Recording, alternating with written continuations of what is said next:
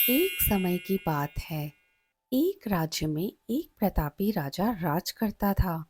एक दिन उसके दरबार में एक विदेशी आगंतुक आया और उसने राजा को एक सुंदर पत्थर उपहार स्वरूप प्रदान किया। राजा वह पत्थर देख बहुत प्रसन्न हुआ।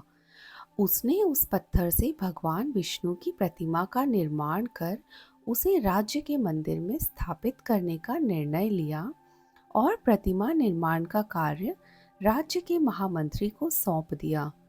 महामंत्री गांव के सर्वश्रेष्ठ मूर्तिकार के पास गया और उसे वह पत्थर देते हुए बोला, महाराज मंदिर में भगवान विष्णु की प्रतिमा स्थापित करना चाहते हैं। 7 दिवस के भीतर इस पत्थर से भगवान विष्णु की प्रतिमा तैयार कर राजमहल पहुंचा देना। इसके लिए तुम्हें 50 स्वर्ण मुद्राएं दी जाएंगी। 50 स्वर्ण मुद्राओं की बात सुनकर मूर्तिकार खुश हो गया और महामंत्री के जाने के उपरांत प्रतिमा का निर्माण कार्य प्रारंभ करने के उद्देश्य से अपने औजार निकाल लिए। अपने औजारों में से उसने एक हथौड़ा लिया और पत्थर तोड़ने के लिए उस पर हथौड़े से वार करने लगा, किंतु पत्थर जस का तस रहा। मूर्तिकार ने हथौड़े के कई वार पत्थर पर किए, किंतु पत्थर नहीं टूटा। 50 बार प्रयास करने के उपरांत मूर्तिकार ने अंतिम बार प्रयास करने के उद्देश्य से हथौड़ा उठाया, किंतु यह सोचकर हथौड़े पर प्रहार करने के पूर्व ही उसने हाथ खींच लिया कि जब 50 बार वार करने से पत्थर नहीं टूटा तो अब क्या टूटेगा। वह पत्थर लेकर वापस महामंत्री के पास गया और उसे यह कह वापस कर आया कि इस पत्थर को तोड़ना नामुमकिन है, इसलिए इससे भगवान विष्णु की प्रतिमा नहीं बन सकती।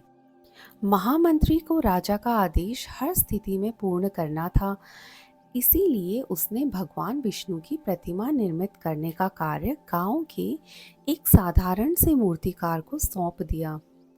पत्थर लेकर मूर्तिकार ने महामंत्री के सामने ही उस पर हथौड़े से प्रहार किया और वह पत्थर एक बार में ही टूट गया। पत्थर टूटने के बाद मूर्तिकार प्रतिमा बनाने में जुट गया। इधर महामंत्री सोचने लगा कि काश पहले मूर्तिकार ने एक अंतिम प्रयास और किया होता तो सफल हो गया होता और 50 स्वर्ण मुद्राओं का हकदार बनता। दोस्तों, इस कहानी से हमें क्या सीख मिलती है? हम भी अपने जीवन में ऐसी परिस्थितियों से दो चार होते रहते हैं। कई बार किसी कार्य को करने के पूर्व या किसी समस्या के सामने आने पर उसका निराकरण करने के पूर्व ही हमारा आत्मविश्वास डगमगा जाता है और हम प्रयास किए बिना ही हार मान लेते हैं। कई बार हम एक दो प्रयास में असफलता मिलने पर आगे प्रयास करना ही छोड़ देते हैं, जबकि हो सकता है कि कुछ प्रयास और करने पर कार्य पूर्ण हो जाता या समस्या का समाधान हो जाता। यदि जीवन में सफलता प्राप्त करनी है तो बार बार असफल होने पर भी तब तक प्रयास करना नहीं छोड़ना चाहिए जब तक सफलता नहीं मिल जाती। क्या पता जिस प्रयास को करने के पूर्व हम हाथ खींच लें वही हमारा अंतिम प्रयास हो और उसमें हमें कामयाबी प्राप्त हो जाए। कमेंट बॉक्स में ज़रूर लिखकर बताइए कि ये कहानी आपको कैसी लगी और आप किस तरह की कहानी सुनना पसंद करेंगे। धन्यवाद।